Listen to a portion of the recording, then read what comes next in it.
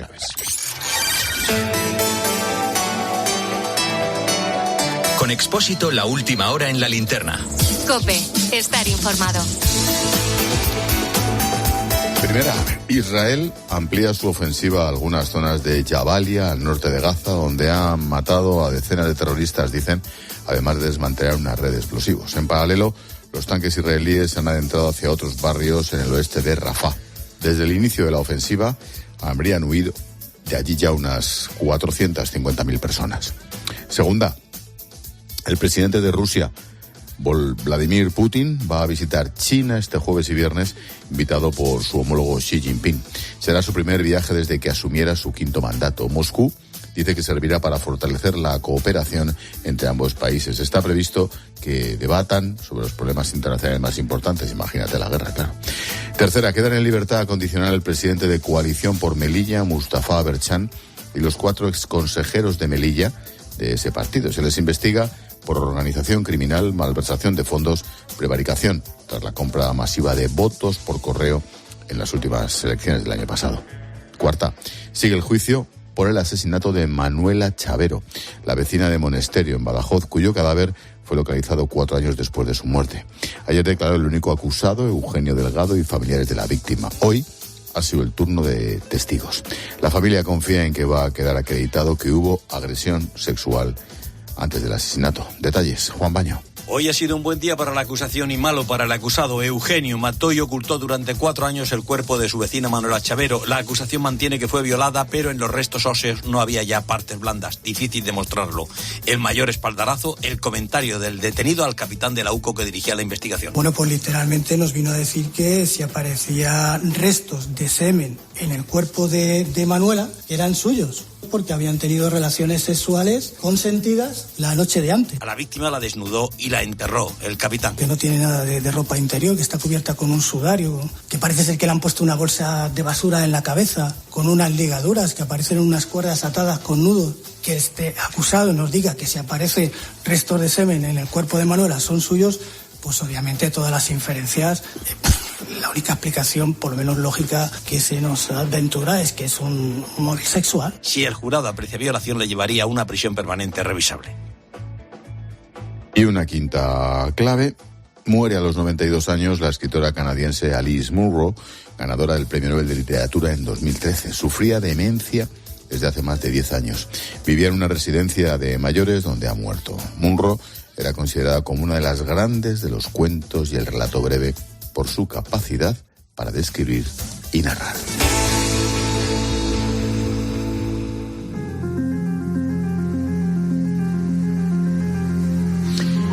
Tras unos días casi veraniegos, con temperaturas superando los 25 grados en muchos puntos de España, hoy martes estamos a mediados de mayo, claro, parece que ha vuelto cierto fresquito. Bueno, esta semana estará marcada por una borrasca que va a afectar principalmente al norte de la península. Se esperan que el frente entre por Galicia y que con el paso de las horas las lluvias lleguen a Asturias, Cantabria, País Vasco, Navarra, La Rioja y Castilla y León. Además, esta borrasca traerá una importante caída de las temperaturas que van a descender entre 8 y 10 grados. Esta bajada de los termómetros se prolongará durante unos cuantos días, pero progresivamente iremos recuperando los valores casi veraniegos. Son las 9 casi y 5 de la noche, hora menos en Canarias. Hace unos días hasta ahora en Madrid teníamos 25 grados, ahora estamos a 16. ¿Cómo están en otros puntos de España? Comenzamos en Ávila, donde hoy se ha registrado la temperatura más baja de España con 2,5 grados en el puerto del Pico. Beatriz García, buenas noches. Buenas noches, Ángel. En Ávila los abulenses todavía no nos atrevemos a hacer el cambio de armario. Si ayer estábamos en manga corta con máximas de 24 grados, este martes hemos tenido que sacar casi el abrigo con un desplome de las temperaturas de más de 10 grados. Viento, cielo totalmente encapotado y amenaza de lluvia. Las perspectivas no son mucho más halagüeñas para el resto de la semana, con máximas que no van a subir de los 14-15 grados, aunque la sensación térmica en Ávila siempre está por debajo. Gracias, Bea. De Ávila a Bilbao, donde no solo ya han notado ese descenso de temperatura, sino que la jornada ha arrancado pasada por nubes y lluvia. Elisa López, buenas noches. Buenas, Ángel. En Euskadi hay que abstenerse de hacer cambio de armario. El fin de semana pasado tuvimos tiempo veraniego, pero esta semana winter is here. El invierno está aquí. Lo más destacado, las tormentas copiosas y el frío para esta primavera tan avanzada. Recuperamos las botas y la chamarra sin soltar el paraguas, porque las temperaturas se mueven entre los 6 grados de mínima y los 17 de máxima. Ahora el mercurio nos deja unos 12 grados de media. Fresquito. Bajada, fresquito en Aragón también. Tras calurosas jornadas con intenso sol y temperaturas rozando los 30 grados, también vivirán ese descenso. Huesca, Yolanda Sarsa, buenas noches. Buenas noches, Ángel. En Huesca también hemos visto un descenso en las temperaturas en torno a unos 8 grados de diferencia entre los 19 y 21 grados de máxima que esperamos tener esta semana y los en torno a 27 que hemos tenido días atrás. Esto en la capital ostense. Si nos vamos un poquito más al norte de la provincia, al Pirineo, vemos que esta semana oscilaremos entre los 14 y los 16 grados de máxima, cuando este pasado fin de semana se ha llegado a los 27 grados. Son temperaturas suaves, no se puede hablar de frío, pero la diferencia de grados ha sido y es evidente entre unos días y otros. Y esto nos obliga a estar muy pendientes de la previsión del tiempo. Como te digo, este episodio tan inusual será solo momentáneo. La Agencia Estatal de Meteorología ya advierte de que nos espera un verano tremendamente caluroso. No es nuevo, porque los 5 veranos más cálidos de España desde mediados del siglo XX se han registrado a partir de 2018. Rubén del Campo es portavoz de la Agencia Estatal de Meteorología. En los últimos años estamos teniéndonos que acostumbrar a temperaturas en verano cada vez más altas y olas de calor más intensas, más extensas y más duraderas. En ese sentido, el cambio climático está haciendo más probables este tipo de veranos extraordinariamente cálidos en el sur de Europa, no solo en España. Por desgracia, será cada vez más normal vivir este tipo de veranos en nuestro entorno geográfico. Hay entre el 70 y el 100% de probabilidades de que el próximo trimestre, junio, julio, agosto, sea el más cálido de lo normal en toda España. Hay alta probabilidad de que se trate de un verano con temperaturas mucho más altas de lo normal, de que se trate de un verano que se sitúe entre el 20% de los más cálidos registrados en nuestro país. Esto se deberá al predominio de masas de aire de origen subtropical que alcanzarán nuestro territorio con más frecuencia que las masas de aire de origen del norte del Atlántico o de zonas más frescas. Por lo tanto, tenemos que prepararnos para un verano con temperaturas mucho más altas de lo que es habitual en España. Bueno, esto en cuanto a las temperaturas, pero ¿y las lluvias? En algunas zonas de España continúan con una sequía muy difícil. Un verano seco puede complicarlo todo aún más. Lo que dicen los modelos meteorológicos es que estamos ante un verano con menos lluvias de lo habitual. También. Jorge Olcina es director del Laboratorio del Clima en la Universidad de Alicante. Jorge, ¿qué tal? Buenas noches. Hola, buenas noches, Ángel. ¿Qué tal? ¿Coincides? ¿Qué verano nos espera? Pues mira, sí, la verdad es que todos los modelos europeos, americanos, el de la propia agencia estatal nuestra en España que estabais comentando, están señalando la misma dirección, ¿no? Y cuando hay esa unanimidad, digamos que ya no hay tanto margen para la incertidumbre, ¿no? Y es verdad que los modelos estacionales, estos que nos hablan del tiempo que puede hacer en los próximos 2-3 meses, han avanzado mucho en los últimos años, ¿no? Bueno, sí, Ángel, la verdad es que podríamos decir, vamos a dar esa mala noticia, porque la verdad es que los veranos se están convirtiendo cada vez en menos soportables en nuestro país, ¿no? Todo apunta a que sí, a que va a ser así. Por vuestras estadísticas, vuestras programaciones, las perspectivas, está claro que hace más calor que antes y esto parece que va a continuar así. ¿Se puede saber, por ejemplo, dentro de 20 años qué calor va a hacer en un punto concreto? Yo qué sé, en Jaén. Bueno, con ese nivel de precisión no, pero sí que los modelos, las proyecciones que llamamos de cambio climático, están apuntando todas en el mismo sentido, ¿no? De momento, mira, hay una causa que no conseguimos frenar, ¿no? Estamos batiendo año y año también las emisiones que vamos lanzando a la atmósfera y eso está sobrecalentando nuestra masa atmosférica, ¿no? La que rodea el planeta. Y bueno, en verano pues ya lo venimos notando, especialmente desde 2010, que es cuando empieza a preocupar un poco el tema, ¿no? Por la rapidez que está alcanzando este proceso, es cuando notamos que los veranos cada vez son más extensos, son más intensos en calor y por tanto menos confortables, ¿no? Y el problema es que eso tiene, tú lo comentabas bien, ¿no? Tiene un efecto tanto en la economía, en la agricultura, sobre todo, los cultivos, se están adelantando cosechas, se están madurando antes los frutos, están ganando más alcohol, por ejemplo, los viñedos de vinificación, ¿no? Bueno, todo eso es un problema con el que hay que saber convivir, por así decirlo. Y lo peor, Ángel, es que estamos perdiendo vidas humanas, ¿no?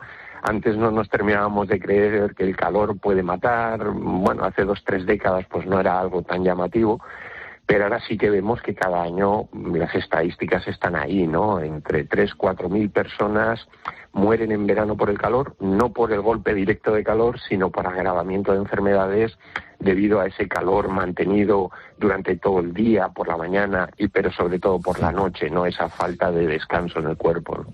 Bueno, pues ahí está el dato, ¿no? Sí. Claro. Te iba a plantear, para terminar, Jorge, una pregunta hasta cierto punto estúpida para los que tratamos esto habitualmente, pero lo del cambio climático, además de otras causas, es verdad, ¿no? Mira, Ángel, sí, la verdad es que cada vez hay más datos. Entiéndeme la ironía. Sí, claro que sí, ¿no? Y sobre todo porque sí, circulan noticias, circulan en redes sociales, ¿no? Hay un dato que es clave, ¿no? Y es que nuestro clima depende de un balance de energía, de la que nos llega del sol, la Tierra reprocesa, emite a la atmósfera lo que sobra. Bueno, ese balance está desajustado, ¿no? Y digamos que es la causa de lo que está provocando este proceso de calentamiento. El clima de la Tierra ha sido siempre cambiante, ¿no? Desde el propio origen de la Tierra, pero es verdad que hasta el siglo XIX, cuando empezó pues el aprovechamiento de estos combustibles fósiles que llamamos, esos cambios eran de origen natural, ¿no? El sol, inclinaciones en el eje de rotación, lo que llamamos un clima que funciona de forma natural y que evidentemente cambia, ¿no? Pero ahora hemos incorporado un elemento nuevo, ¿no? Que es el que está distorsionando, es que está acelerando el lógico comportamiento natural de las temperaturas terrestres, que debería ser cálido, es decir, estamos en un periodo cálido del clima terrestre, pero ese calentamiento está siendo acelerado, ¿no? Por ese desajuste en el balance de energía de la Tierra, y eso tiene una causa, no tiene otra, ¿no? Por tanto, negar la evidencia es algo que no nos conduce a nada. Lo importante es saber cómo estamos, cómo podemos estar en unas décadas, ir preparando, ¿no? Nuestra economía, nuestras ciudades, en fin, pues convivir con un proceso que lamentablemente pues no conseguimos frenar, ¿no? Jorge Olcina, director del Laboratorio del Clima de la Universidad de Alicante. Como siempre, gracias. Un placer, Ángel. Chao, Jorge, buenas noches. El pasado verano fue el más cálido de la historia. El que tenemos a la vuelta de la esquina promete serlo peor todavía. El calor, aunque a veces no lo veamos, no es solo un problema para la sequía, los incendios. También puede ser un problema para la salud, lo comentaba Jorge. ¿Cómo reacciona nuestro cuerpo a las temperaturas extremas? Mira, la temperatura crítica, esa con la que el cuerpo empieza a sufrir, está entre los 40 y los 50 grados. En verano, esa temperatura se alcanza en muchas partes de España. Jorge Alcalde es divulgador científico en COPE. La ciencia conoce una zona de confort, una zona de neutralidad térmica en la que el organismo funciona, digamos, de manera más neutral. Por debajo de los 18 grados, por encima de los 30 y algún grados, empiezan a producirse en nuestro organismo respuestas para adaptarnos a esa temperatura. Cuando las temperaturas son bajas, pues te echas a temblar para intentar recuperar la respuesta, intentar llegar a los 35, 36 grados.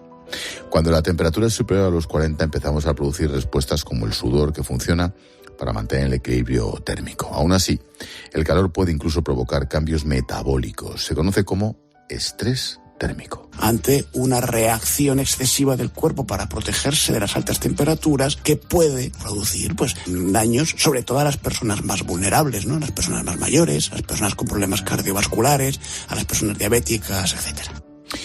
Un estudio elaborado por la Universidad de Londres tiene como objetivo investigar el metabolismo humano cuando está expuesto a altas temperaturas. Cuando aumenta la tasa metabólica, que significa la cantidad mínima de energía que una persona necesita en reposo, pues el cuerpo produce más calor, y eso tiene sentido cuando el exterior hace frío. Pero, ¿cuál es la respuesta si fuera hace mucho calor también?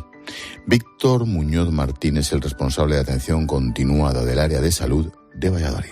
nuestro cuerpo produce una respuesta a ese aumento de temperatura, aumentando el metabolismo. Y esa respuesta de aumento de metabolismo es lo que a lo largo de los minutos pues va produciendo una serie de síntomas y signos que nosotros pues podemos identificar. Los expertos nos avisan de que los veranos van a ser cada vez más largos, más extremos. Las altas temperaturas pueden acabar suponiendo un problema para la salud, más allá del golpe concreto de calor.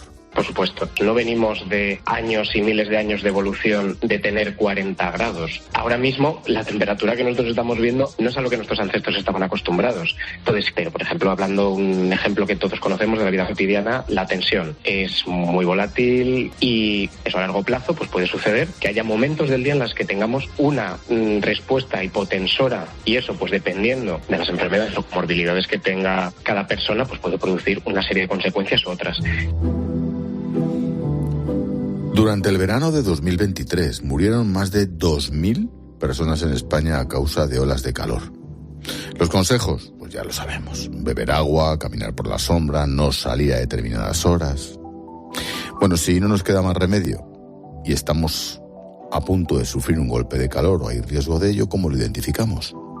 Laia Omedes pertenece a la Federación Aragonesa de Médicos Titulares. Los síntomas que nos podemos encontrar ante un golpe de calor pueden ser la piel caliente, roja y seca. Además, podría aparecer un fuerte dolor de cabeza. Se eleva la temperatura corporal, que incluso puede llegar a superar los 40 grados. Pueden aparecer también otros síntomas, como son náuseas, vómitos o diarrea, o incluso dificultad al respirar.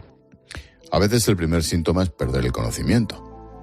Bueno, si estamos conscientes, hay que ir a un lugar fresco, sin sol y, si es posible, sentados. Procurar darle de beber agua a pequeños sorbitos e intentar reducir la temperatura corporal. Lo podríamos hacer aplicándole paños de agua fría en la frente, la nuca o el cuello, o si disponemos de un abanico o ya mejor un ventilador. Una vez que haya mejorado su estado, debemos de llevarlo a un centro de salud. Si no se recupera o pierde el conocimiento, habría que tumbar a la persona en el suelo y llamar inmediatamente al 061 o al 112. Imagínate trabajar en la calle. Servicios de limpieza, en el campo, en la construcción. No es la primera vez que vemos a las autoridades modificar los horarios, lo cual significa que de cara al futuro el desempeño de estos trabajos, de estas profesiones, pues va a cambiar. Vamos a adaptar las condiciones meteorológicas a los puestos de trabajo. Vamos a prohibir el desempeño de las actividades profesionales cuando la AEMT diga que estamos en alerta roja o naranja. Esto lo dijo la vicepresidenta y ministra Yolanda Díaz el verano pasado. La idea es buena, pero dice que se van a adaptar las condiciones a los puestos de trabajo. Debería ser al revés, son los puestos de trabajo los que se adaptan a las condiciones. Por cierto, no es la AEMT, sino la AEMET. En fin, detalles. Bueno, hemos de ser conscientes de que las olas de calor serán en un futuro inmediato más probables, más intensas, duraderas. Ante esta situación, más allá de los consejos habituales de sentido común, hace falta más atención a los colectivos vulnerables, tanto por el impacto directo en la salud global como por la precariedad de los más expuestos a sufrir las consecuencias de las temperaturas, muchas veces incompatibles con muchos trabajos.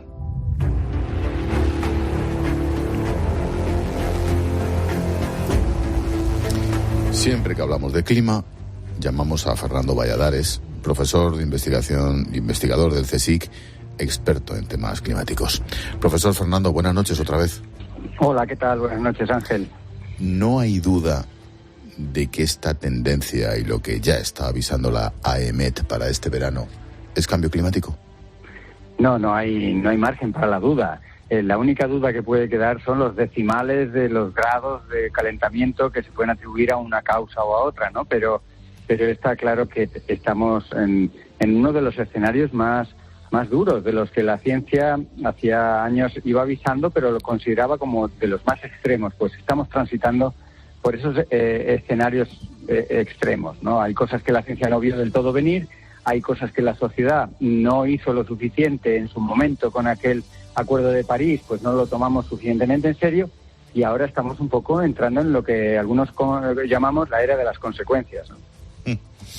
¿Y cuáles son las consecuencias? Bueno, las habéis ido enumerando, ¿no? Y creo que muchas son obvias. Las más inmediatas, los golpes de calor, los efectos en la salud, enseguida, pues impactos en la economía, impactos en un montón de actividades, también el propio turismo. Ya hay muchos británicos o alemanes que se asustan de venir a una España que hierve.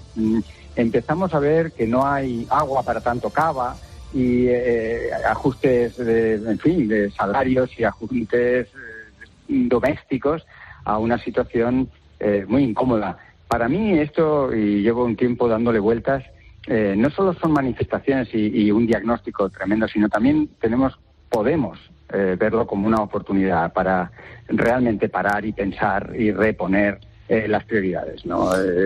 Estamos equivocados con las prioridades. No, eso está claro, pero lo que yo iba a plantear, esto no es una pregunta a un científico, es una pregunta más casi como un opinador, ¿no? Pero ¿nos va a cambiar la vida, profesor? Bueno, nos está cambiando. Yo creo que la pregunta tiene un punto de retórico, porque indudablemente ya está cambiando. Ya hay cosas que no se pueden hacer. Vengo del norte, de Oviedo y demás, y a la gente comenta que no solo los madrileños y los cordobeses acuden un poco a refrescarse en el verano al norte cada vez en mayor número, sino que los veranos ya no son tan frescos como eran. En fin, ya nos está cambiando la vida. Y más que va a cambiar si hay dos cosas que no hacemos al nivel al que correspondería. Una es adaptarse, y hoy se ha hablado, ya habéis comentado varias medidas de adaptación para prevenir en el corto plazo los impactos en la salud, los impactos en algunas actividades, pero la mitigación es el gran suspenso general de la humanidad, ¿no? En el siglo XXI no nos anticipamos, no preveemos a larga distancia, y eso es lo que nos va cada vez dejando con menos alternativas a nuestro alcance.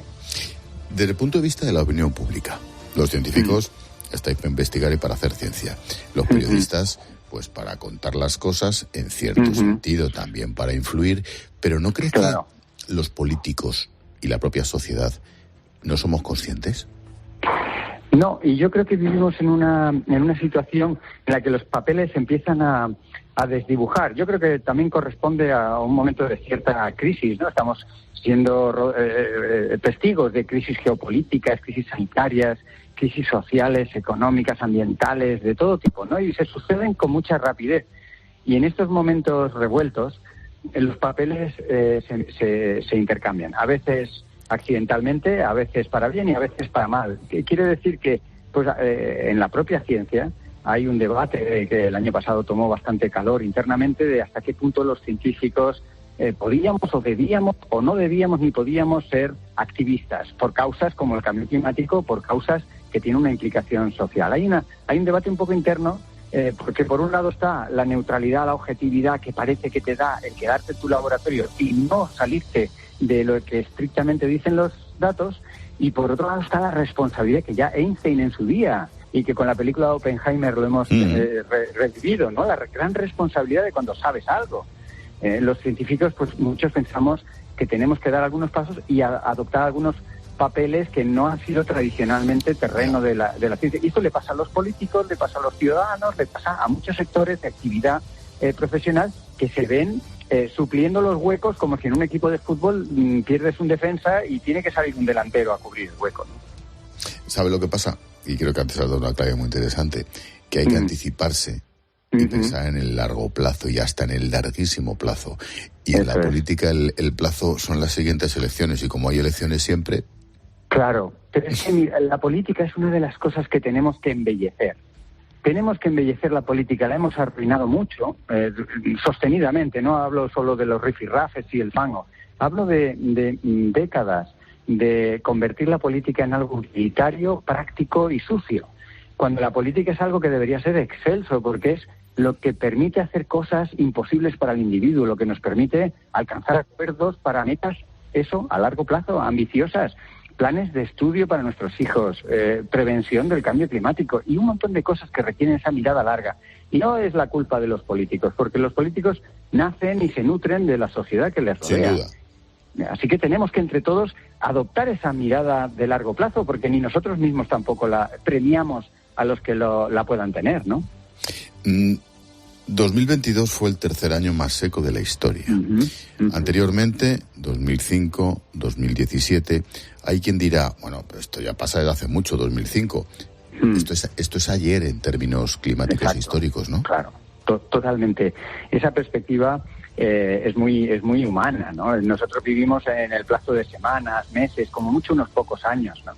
Pero por eso a veces cuesta explicar lo que está pasando con el clima, porque de pronto nos pasamos y nos vamos ya a escalas geológicas de millones de años y perdemos también la perspectiva de lo que puedan ser 10.000 años, 50.000 años, o lo que pueden ser las oscilaciones naturales debidas a la variación del Sol. Son escalas, algunas muy largas, otras intermedias, en las que no estamos habituados, ¿no? Y la estadística y la ciencia tiene herramientas para gestionar eso que nuestro cerebro limitado y nuestra percepción del sentido común pues no captura. Por eso en las redes sociales y a veces en algunos programas tertulianos y tal me enfadan un poco cuando se cuestiona a los que tenemos esas herramientas, que no sean perfectas, pero son herramientas. Otras personas van simplemente a ojo. Es como si tú navegaras en alta mar a ojo o con un GPS. Pues no es lo mismo. Interpretar las glaciaciones, interpretar el calentamiento último, interpretar los eventos del Niño, interpretar esos años más secos de lo habitual, en una estadística ruidosa, porque hay mucha variabilidad de mes en mes, de año en año, pues requiere de un GPS, requiere de una herramienta, y esas herramientas no las tiene mucha gente que opina, porque del tiempo y del clima todo el mundo tiene una opinión. Y bueno, opiniones son respetables, pero si vamos a tomar decisiones tenemos que apuntar en algo más que en opiniones, ¿no? Sí, seguramente en ciencia, nada más y nada menos. Y una última, mi compañero Gonzalo me dice, oye, pregúntale esta frase, porque preparando el reportaje, pues lo hemos escuchado en una entrevista en Televisión Española, una entrevista contigo, dice, cada verano que pasamos es el más fresco de lo que nos queda de vida. Joder, qué vértigo, ¿no? Sí, eso fue una frase que además me salió... Yo creo que muy bien. Sí, son frases que te salen... yo estaba, además recuerdo perfectamente, estaba Televisión Española, me vino a buscar en Valencia a la salida de un evento y eran las 3 de la tarde en el momento del telediario en directo, y entonces también comentar ese calor que se estaba sufriendo, y me estaba dando el sol en toda la cara, yo estaba sudando, el cámara tenía la cámara sujeta, digamos, por los pelos porque quemaba, era una cámara negra y le estaba dando el sol, estábamos sufriendo calor visualmente, se notaba, y entonces cuando me salió, ¿que nos parece calor? Pues posiblemente este sea uno de los veranos más frescos que nos toque por vivir, ¿no? Como diciendo, agarraros que vienen curvas, ¿no? Esto es solo una indicación de la primera de las curvas. Y fue una frase un poco provocadora, en el fondo es una lectura un poco atrevida de lo que son las proyecciones. Pero recordemos que yo añadí la palabra probablemente, porque indudablemente con esa variabilidad que tiene el clima naturalmente, pues de un año a otro hay esas fluctuaciones y podría ser que en los próximos años haya algún verano más fresco, pero la mayoría van a ser cada vez más cálidos. Y esto es un poco angustioso, que muchas veces nos planteamos cómo contar estas cosas sin que suene al apocalipsis, sin que suene demasiado terrorífico, porque no queremos que la gente se bloquee, que nosotros mismos nos carguemos de demasiada ansiedad, porque necesitamos una buena versión de todos nosotros.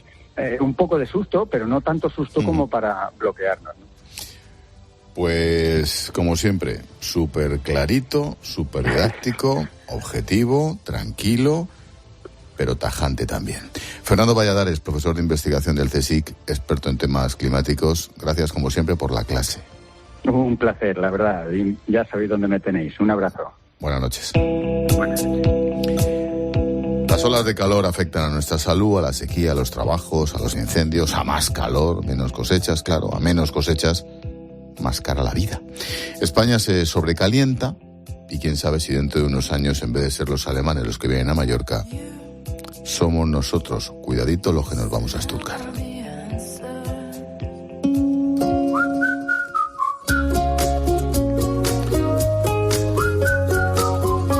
Hola, Paloma. Hola, Ángel.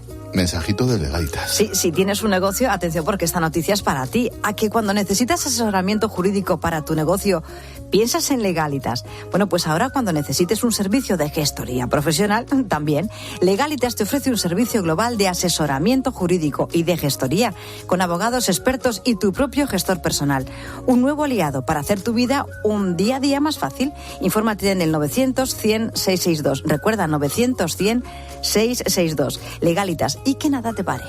Estás escuchando La Linterna de COPE. Y recuerda que si entras en cope.es, también puedes llevar en tu móvil las mejores historias y el mejor análisis con Ángel Expósito.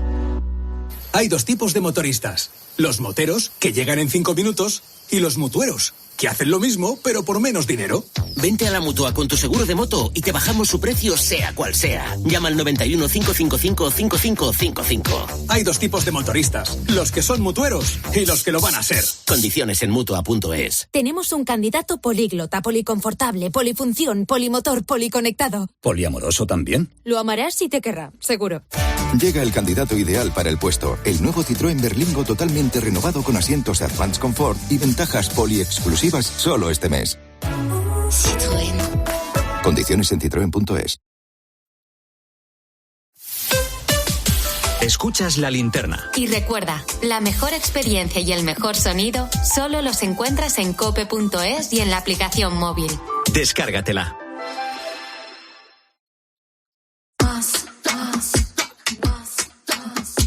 Pide por esa boquita, viajar, disfrutar de un verano mejor, vamos, grita, que lo que se da no se quita, verano dame. Decide tu viaje ideal para este verano. Grecia, Mauricio, Cabo Verde y muchos destinos más. Reserva ya y tendrás hasta 500 euros en un cupón regalo del Corte Inglés y sin gastos de cancelación. Consulta condiciones. Pídele más al verano con Viajes El Corte Inglés y Travel Plan. ¿Sabes que Lidl es el súper número 1 en precios según la valoración de los consumidores? Y además, llenar el carro en Lidl cuesta solo 78,37. 10 euros menos en comparación con otros súpers. Lidl, marca la diferencia. A ver esa foto, decir patata. ¡Hijolusa! Es que decir patata es decir hijolusa. Entre nuestra gran variedad encontrarás la patata perfecta para tu plato, siempre con la misma calidad. Patatas Hijolusa. Empresa colaboradora del Plan 2030 de apoyo al deporte de base. Oye, ¿tú también tienes algo que contar? A las 10 de la mañana, en la hora de los fósforos, nos encanta pasarlo bien contigo. ¿Y usted a qué jugaba? Algo que fuese peligroso y que usted hoy día diga, pues mira, a mi hijo no le pondría a jugar a eso, que se eche la mano a la cabeza, ¿no? Tío en Cristóbal, hola Cristóbal. Lo que hacíamos era subir por la estructura de donde se arreglan las fachadas, que ya existía, y ver quién era el que más alto llegaba. Yo llegué a una cuarta plaza. Es que claro, lo de trepar andamio, Cristóbal, el Spiderman de Chamberí. De lunes a viernes desde las 6 de la mañana, Herrera en COPE. ¿Nos cuentas tu historia?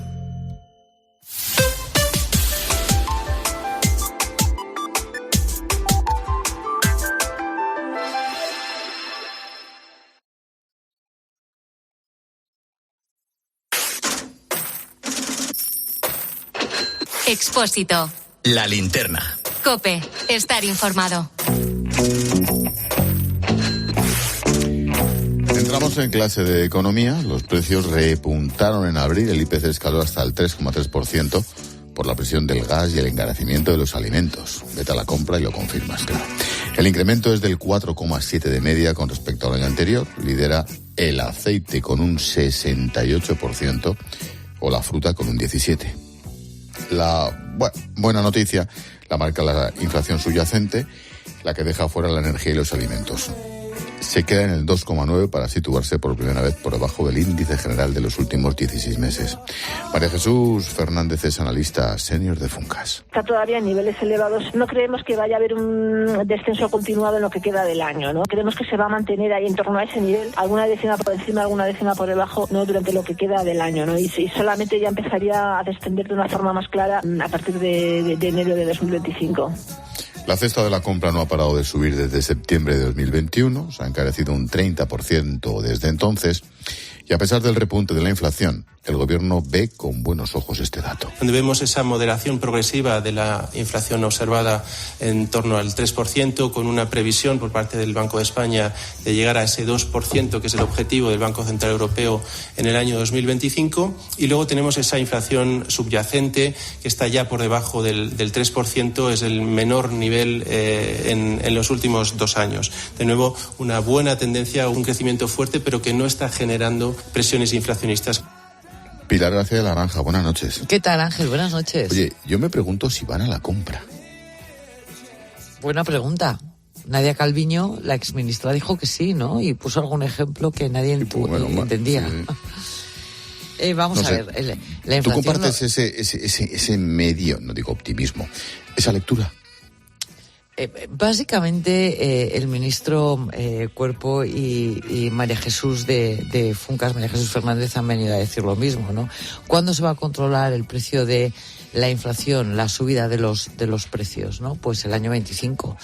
Y eso significa que quedan 8 meses en los que vamos a seguir viendo cómo se siguen incrementando los precios, fundamentalmente de los alimentos y de la energía, que es lo más volátil. ¿Es buena noticia que la inflación subyacente esté por debajo del 3%? Sí, sin ninguna duda, porque cuando vemos la inflación subyacente alta es que se están trasladando las tensiones tanto de alimentos como de energía.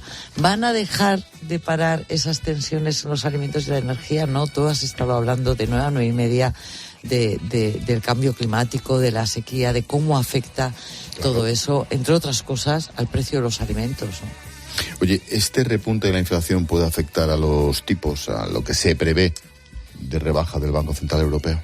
Bueno, ¿qué es lo que dicen los expertos, Ángel? Bueno, que se han comprometido a bajar en 25 puntos básicos, 1/4 de punto, los tipos de interés en su reunión de ahora de primeros de junio, el Banco Central Europeo, y eso lo van a hacer. ¿Qué es lo que en qué puede afectar que siga alta la inflación?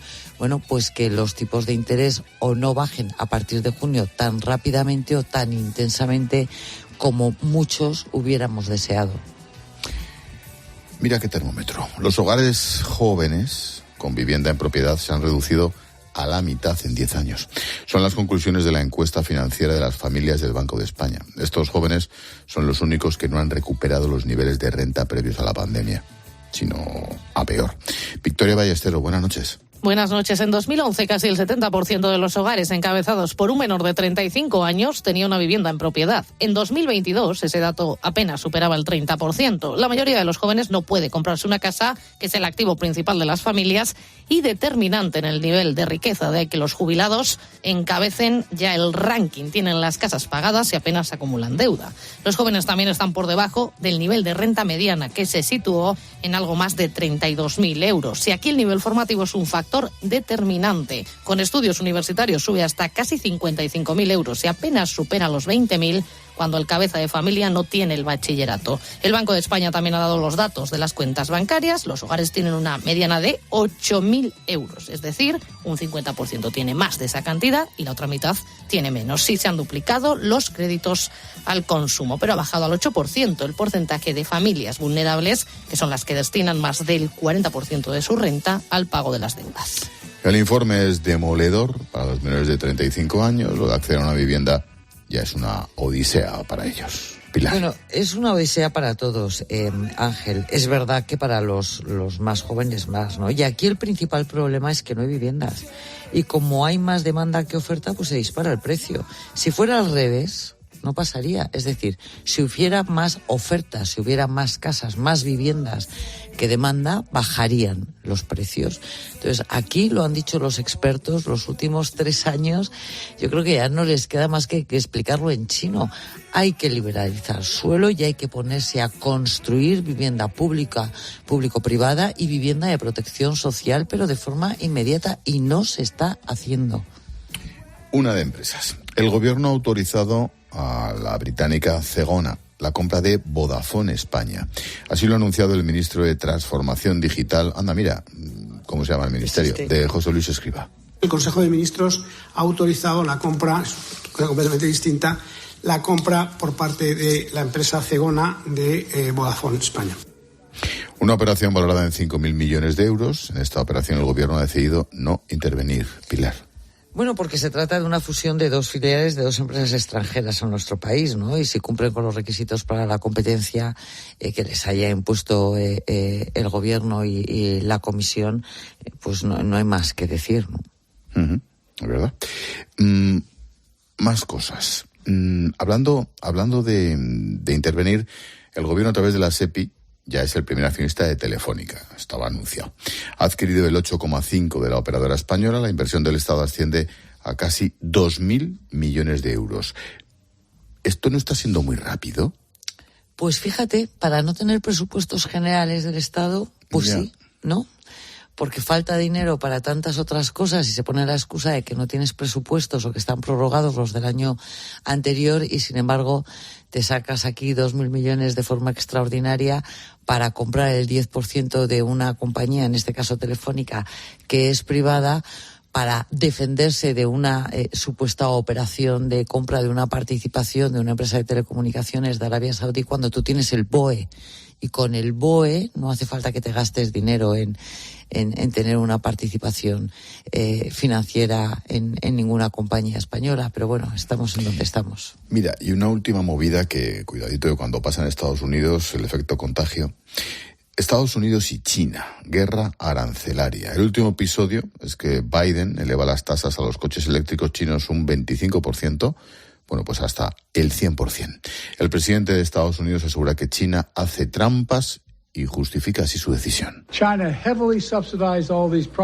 China, decía el presidente Biden, subvenciona muchos de sus productos, produce mucho más de lo que el mundo puede absorber para después arrojar sus excedentes al mercado a precios muy bajos, expulsando así de ese mercado a otros fabricantes. Hablamos de coches eléctricos, pero esa guerra arancelaria también va por los semiconductores, las células solares, los minerales críticos. Cuidado con este lío, ¿eh?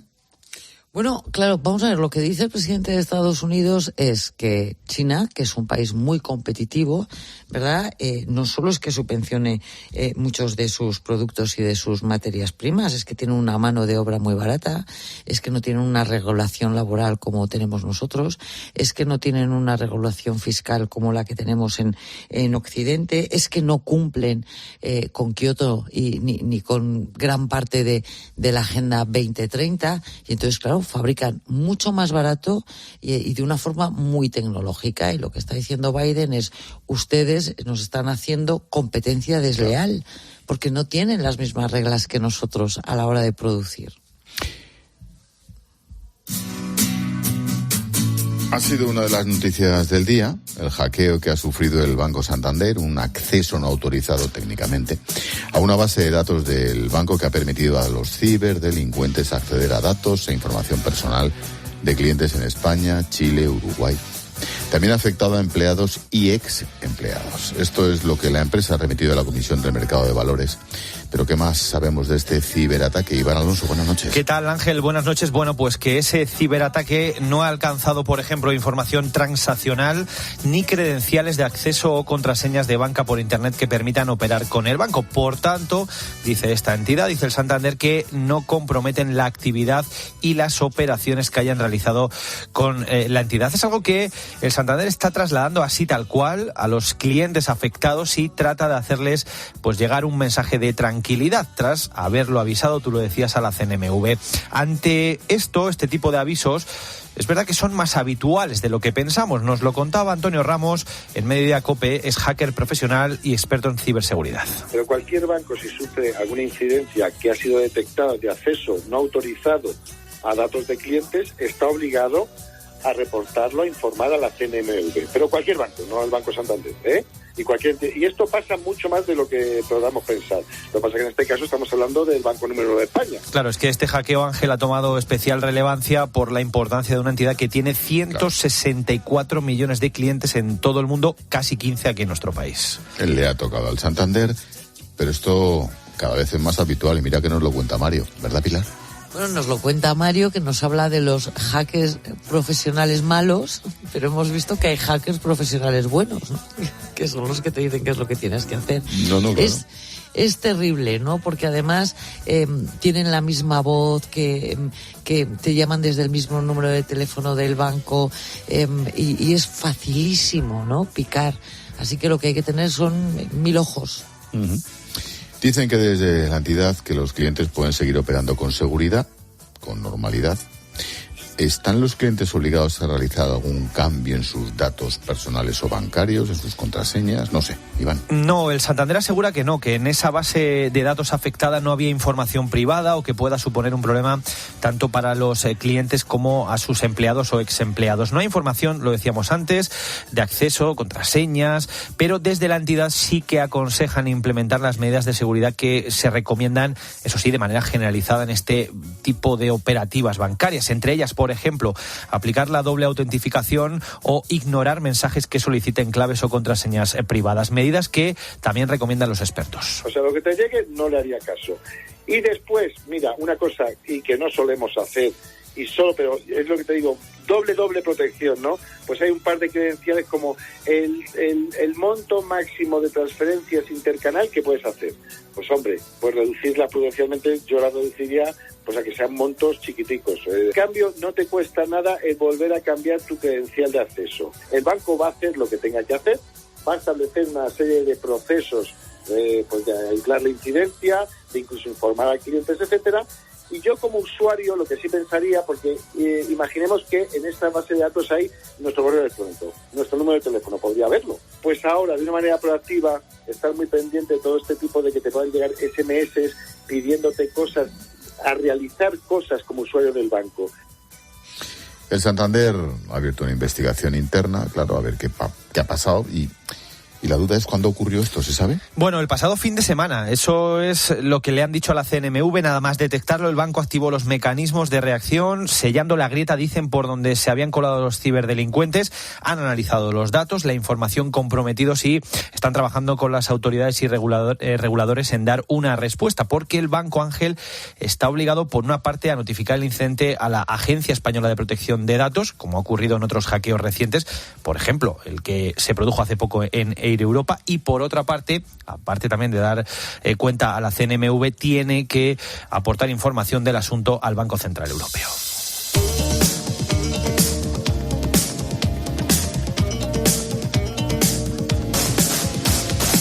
Como cada martes, hoy no viene que ni para el pelo, hablamos de tecnología, lo hacemos con nuestro consultor de cabecera, Mario Yáñez. ¿Qué tal, Mario? Buenas noches. ¿Qué hay, Ángel? Buenas noches. Oye, antes de nada, déjame que te pregunte sobre este asunto. Lo que sabemos es que al parecer, y según el comunicado del banco, no se han robado credenciales. Si somos clientes del Santander, pues, ¿podemos estar tranquilos? Yo creo que sí, sin lugar a dudas, podemos estar tranquilos. Ese tipo de bases de datos se utilizan con otros fines analíticos y de estudios, y aparte pueden ser datos de carácter general, que normalmente, como han dicho, no incluye operaciones, es decir, no incluye, por ejemplo, nuestro IBAN o las claves de acceso, las credenciales, pero es que además, como habéis comentado, el banco ha seguido el procedimiento adecuado y previsto en la normativa. Bloquear el acceso primero, comenzar la investigación, que se llama un análisis forense, y luego gestionar el incidente reportándolo a los organismos debidos, que fundamentalmente, como habéis dicho, CNMV y Banco Central Europeo, y también a los clientes. Pero un punto muy importante es que ahora se establecen mecanismos durante unos días de seguimiento especial contra el posible fraude que puedan sufrir algunos clientes. O sea que si alguien intenta estafar o hacerse pasar por un cliente, nos van a llamar, con lo cual podemos estar tranquilos. Y fijaros un detalle, el próximo enero entra en vigor un reglamento de la Unión Europea llamado DORA, como la exploradora, pero bueno, es que se llama así, que establece qué deben hacer los bancos y los proveedores tecnológicos asociados para garantizar la ciberseguridad y lo que llaman la resiliencia operativa. Y fijaros, esta mañana por casualidad estaba yo debatiendo con el regulador y me consta que todos los bancos, supervisores y proveedores están trabajando desde hace ya tiempo para adaptarse a esta nueva norma y garantizar la seguridad del sector. O sea, claro, que nos van a haber muchos ataques, pero no le pilla de sorpresa a Santander ni a ningún otro banco. Muy bien todo eso, Mario, pero nosotros ahora, ¿qué herramientas tenemos a nuestro alcance, en nuestra mano, para tratar de reforzar la seguridad de las cuentas, de nuestras cuentas bancarias, del Santander o de cualquier otra? Bueno, comentabas tú, Pilar, ¿no?, de que tenemos que tener 1000 ojos y tenemos cierta parte de responsabilidad, yo creo que importante, ¿no? Para empezar, yo creo que de entrada hacer caso de las recomendaciones de ciberseguridad que las entidades nos están mandando. Fijaros, ahora hay una campaña del INCIBE, que es el Instituto de Ciberseguridad Español, y los bancos y las telcos, para ayudarnos a entender mejor qué debemos hacer. Por ejemplo, lo habéis comentado antes, activar el segundo factor de autenticación, usar el factor biométrico si está disponible, entiendo por ello, huella digital o el reconocimiento facial. Y una cosa importante, cambiar las claves de vez en cuando. No seamos comodones. Normalmente nos recomiendan cada 90 días, y yo creo que es importante. Y, por supuesto, también lo habéis comentado, y lo hemos comentado en algún programa, no hacer caso de las llamadas entrantes que nos piden datos o credenciales. Yo creo que luego a nivel personal debemos mantener un poco, digamos, saneados nuestros dispositivos, tener un antivirus. O sea, debemos tomar conciencia de que la parte de la ciberseguridad también recae en nosotros, en los usuarios, ¿no? Uh-huh. Bueno, veremos qué pasa con este hackeo, estaremos al loro y lo iremos comentando, faltaría más. Bueno, hoy venías a hablar de un tema que sigue de actualidad. Este viernes se celebra el Día Mundial de Internet y, como todos los años, con foco especial en la brecha digital. Uno de los grupos más afectados es el de los mayores, muy mayores, aunque según los últimos estudios parece que se reduce poco a poco. Claro, cada vez llega más gente a mayor, sabiendo un poquito de esto. Cuando hablamos de brecha digital, ¿a qué nos referimos? ¿A la falta de formación? ¿A la falta de dinero? ¿A qué? Bueno, cuando hablamos de brecha digital, yo creo que nos referimos fundamentalmente a la desigualdad en el acceso o al uso o al impacto de las tecnologías de la información en la sociedad en general, ¿no? Y esta desigualdad, la verdad es que puede producirse por criterios económicos, geográficos, o las zonas rurales, de género, de edad o incluso culturales, ¿no? Yo creo que es verdad que los factores más importantes son dos. Por un lado, la posibilidad de acceder a este recurso, ya sea por falta de infraestructuras disponibles, como en la España vaciada, o por razones económicas, como que no se tiene dinero para tener un ordenador o acceso a Internet, ¿no? Y el más común, el segundo, la falta de competencias digitales que impiden el manejo de la tecnología, y que es donde se encuadraba el segmento de nuestros mayores habitualmente, ¿no? Pero fíjate, parece que el uso que hacen nuestros mayores en Internet cada vez es mayor, ¿no? Sí, Pilar, efectivamente es así. Y aunque tenemos que distinguir también por ciertos segmentos de edad y por el tipo de uso que se hace de la red, ¿no? En general, el uso de Internet hasta los 65 años, fijaros, supera el 96% de la población. Incluso en el segmento que va de los 55 a los 65 es el mayor, con un 98%. Curioso. Ahora bien, a partir de ahí, a partir de los 70 años, baja al 65 al 65, baja al 74%, y luego ya mayores de 75 años se desploma el uso, como también es lógico, ¿no?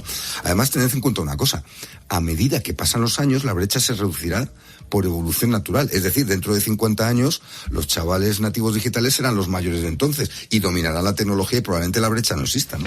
El que ha hecho el guión es un cachondo, ¿eh? Lo digo sí, para que conste en acta, porque habla del uso de la red en los mayores y se refiere a la franja de 55 a 75, y su padre también. Venga, sigue, Mario. No, bueno, pero es que es verdad, ¿no? Pero fijaros, en esa franja que dice... Yo estaba esperando a que saltara. No sé quién ha hecho el cabrón, esto, yo me siento incumbente, como se suele decir de ese lado. Pero bueno, pero fijaros, ahí ¿qué es lo que más se utiliza por esta franja? Decíamos que también el uso es importante. Pues fundamentalmente la comunicación y la información.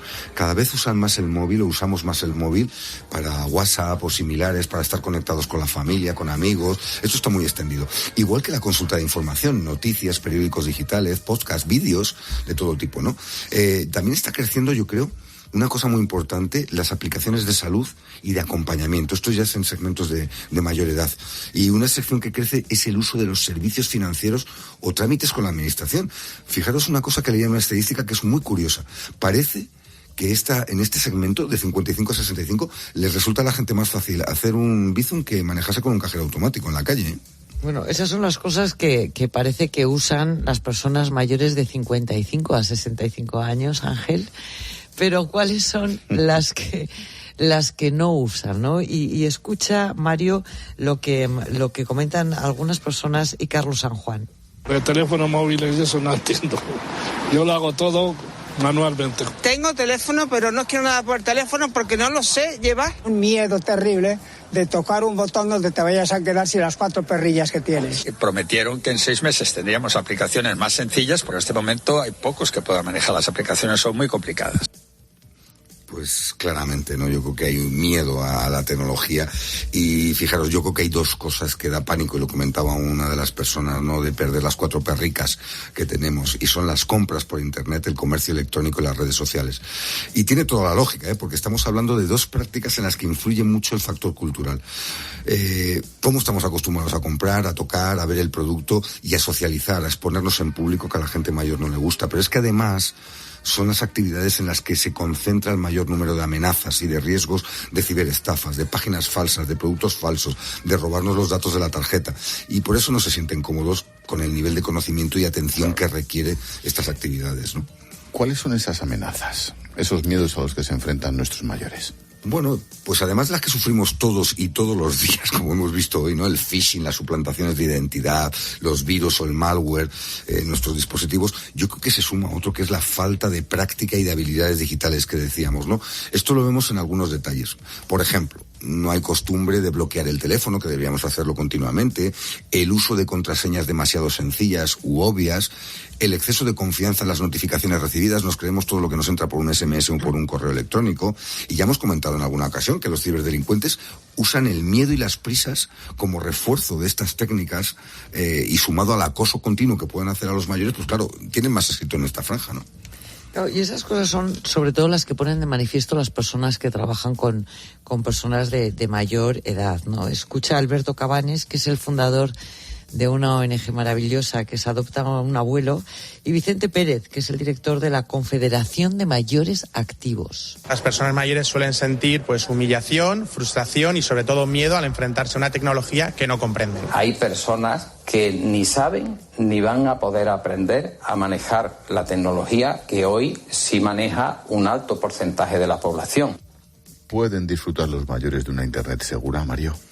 Yo creo que sí, y yo creo que, mira, para aquellos que tengan personas cercanas, familia, estoy hablando de los más mayores, pues eso, familia, amigos, que sepan un poquito, pues pedirles ayuda para configurar los dispositivos que usen y demás, ¿no? Para aquellos que tengan más ganas de ser más peleones y de aprender o de informarse, también, pues oye, hay un sinfín de talleres, ahora hay muchísimas actividades de talleres, cursos que están impartiendo los propios organismos, empresas también, instituciones como la Policía Nacional, las Telco, incluso compañías de seguros, y por supuesto, como siempre hemos dicho, ¿no? El INCIBE o la Cruz Roja, que tienen en sus grupos, como las asociaciones de internautas, que nos van a enseñar pues pequeñas clases para enseñar a manejarnos y coger práctica y soltura en la red. Pero eso no tiene nada que ver con aprender informática a esas alturas. No, claro que no, solo lo básico, ¿eh? Además, fijaros, fundamentalmente se trata de aprender a identificar, pues eso, ofertas falsas, intentos de fraude, a distinguir webs fiables de las que no lo son, a entrenarnos para actuar con calma, y que lo hemos dicho muchas veces, y con astucia, no hacer caso del que nos mandan y actuar con un poquito más de serenidad, a manejar bien nuestras contraseñas, a poner buenas contraseñas, en fin, cosas muchas de sentido común, y también, sobre todo, una cosa, perderle el miedo a informarnos. Si hace falta, hay grupos de la policía, de la Guardia Civil, el teléfono el 017, que lo hemos dicho ya muchas veces, donde podemos encontrar mucha información o nos pueden ayudar. Otro día hablamos de las cuestiones positivas que trae la tecnología, mover la cabeza, la salud física, la seguridad también, a pesar de todo, y nos queda como asignatura pendiente. Tecnología en la linterna todos los martes con Mario Yáñez. Gracias. Gracias, Ángel. Chao, Mario. Buenas noches. Pilarín, chao, hasta mañana. Buenas noches. Hasta mañana, Ángel. Adiós. Expósito. La linterna. COPE. Estar informado. Cada mañana en la radio. De las cifras del paro y la seguridad social. El dato y lo que significa. Sube la afiliación, eso es buena noticia, pero claro, tiene muchos matices. Y es una cifra récord de afiliados. Hay 2 millones más que en 2018, buen dato. Pero trabajamos solo 300.000 horas más que en 2018. Conclusión, hay mucho contrato, pero no se está creando empleo. Se está repartiendo. De lunes a viernes, desde las 6 de la mañana, Herrera en COPE, con Carlos Herrera. Al que juega a los rascas de la 11 por la emoción, bien rascado. Al que juega por el premio, bien por ti. Al que cierra los ojos antes de rascar el megamillonario, bien ilusionado. A todos los que jugáis a los rascas de la 11, bien hecho, bien jugado. Porque cada vez que juegas a los rascas de la 11, ganas algo más importante que un premio. Ganas mejorar la vida de miles de personas con discapacidad. 11. Bien jugado. Juega responsablemente y solo si eres mayor de edad. Agárralo, Ocasión Plus. Agarra este coche, agarra esta full. Agarra esta oferta, agárrala tú. Que canga, que precio me renta un montón. Agárralo. Más de 8.000 coches garantizados te esperan en nuestros centros y web. Más de 40.000 coches vendidos al año nos avalan. 15 días para probar, 1.000 kilómetros para rodar. Agárralo, Ocasión Plus. En esa empresa de toda la vida, ahora no me acuerdo del nombre, apostamos por la sostenibilidad, porque el planeta necesita compañías responsables. Compañías como esa empresa de toda la vida, ahora no me acuerdo del nombre. Esa empresa de toda la vida, ahora no me acuerdo del nombre. El valor del futuro. Si nadie se acuerda de tu marca, la publicidad no sirve para nada. Por eso, si estás escuchando esto y diriges una empresa, nos gustaría recordarte que, según los estudios, la radio es el medio con mejor recuerdo publicitario y de mayor calidad. Hazte inolvidable. Anúnciate en radio. Escuchas La Linterna. Y recuerda, la mejor experiencia y el mejor sonido solo los encuentras en cope.es y en la aplicación móvil. Descárgatela. ¡Qué alegría! ¡Ya estás aquí! Pero pasa. Tenía muchísimas ganas de verte. Pronto el verano llega a tu casa. Recíbelo como se merece. En Leroy Merlin tienes ofertas de hasta un 25% de descuento hasta el 27 de mayo. Hazte con ellas en la web, la app, por teléfono o en tu tienda. Leroy Merlin. Un hogar no nace, un hogar se hace. Cuando eres voluntario de la recogida primavera organizada por los bancos de alimentos, das más de lo que imaginas. Alimentas una vida mejor para quienes más lo necesitan. Somos Joseba y Carlos Arguiñano y nosotros ya somos voluntarios. Únete en recogidaprimavera.org y ayúdanos a alimentar una vida mejor.